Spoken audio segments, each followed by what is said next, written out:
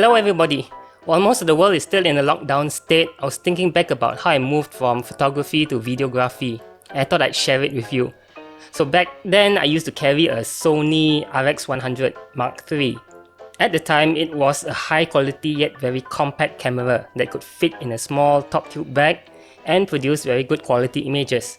However, as it was not meant for any sort of action or rugged use, it was somewhat fragile and therefore limited the kind of pictures that I could take when I went out cycling. So later on, I moved to an Olympus TG87T.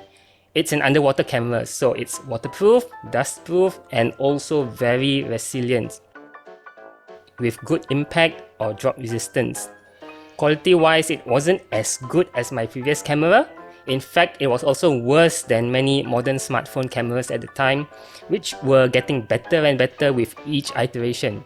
But due to the rugged nature of the camera, I could be a lot less careful about handling and got more pictures as a result. So I guess that's a win. But taking pictures alone didn't really convey the experience of going out on a long bicycle ride. And this was apparent when I first used my Olympus camera for my very first BRM 200 in January 2018. I then started looking into videos and action cameras in particular. So eventually settled with a Sony FDR X3000. It was relatively rugged and water resistant, so I didn't have to worry about using it in the rain.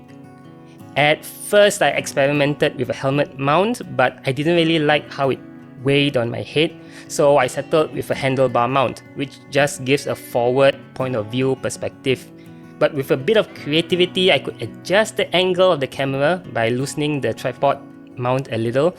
But in terms of flexibility to get creative angles, it wasn't so great. Later on, I added a GoPro Hero 6 Black to the mix.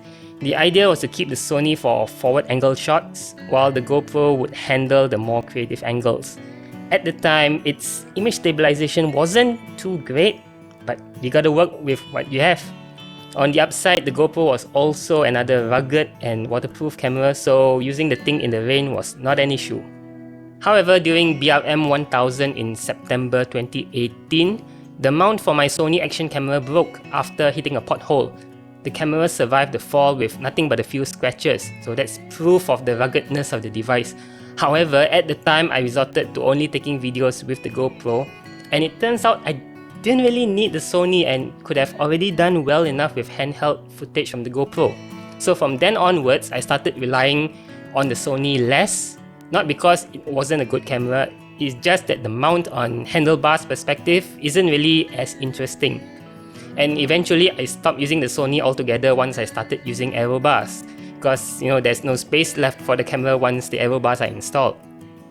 So when GoPro released the Hero 7 Black, promising what seemed like amazing image stabilization that could rival a gimbal, I was very much impressed. Indeed, the stabilization worked so well, it seemed as if GoPro has released their magic bullet that would be the end-all be-all for action cameras. However, it wasn't the most stable device. It could occasionally freeze, which required removing of the battery to reset the device. So when GoPro released the Hero 8 Black, touting even better stabilization, I was intrigued. Not because of the better stabilization, but hoping for better stability. Initial reports were good, so I took the dive, and indeed the Hero 8 Black is pretty stable and rock solid. There are a few things I didn't like about the Hero Black, like the poor design of the battery door, but overall it is a great action camera. I even made a video comparing the Hero 7 Black and the Hero 8 Black, and performance-wise they are pretty much neck and neck.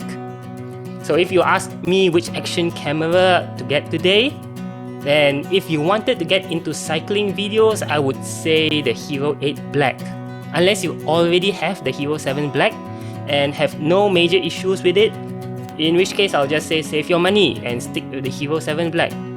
As for other third-party action cameras available today, some of them may actually be adequate, but in terms of ruggedness and waterproofing, the GoPros are still the best.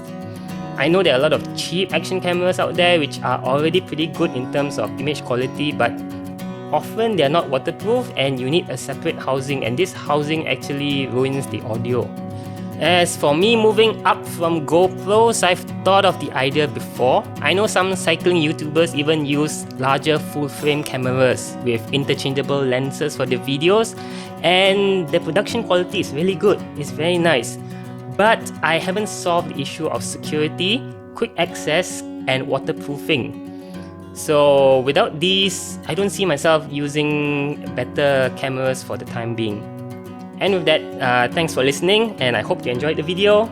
Like and subscribe if you did. It helps the channel, especially during these difficult times. So thanks and bye.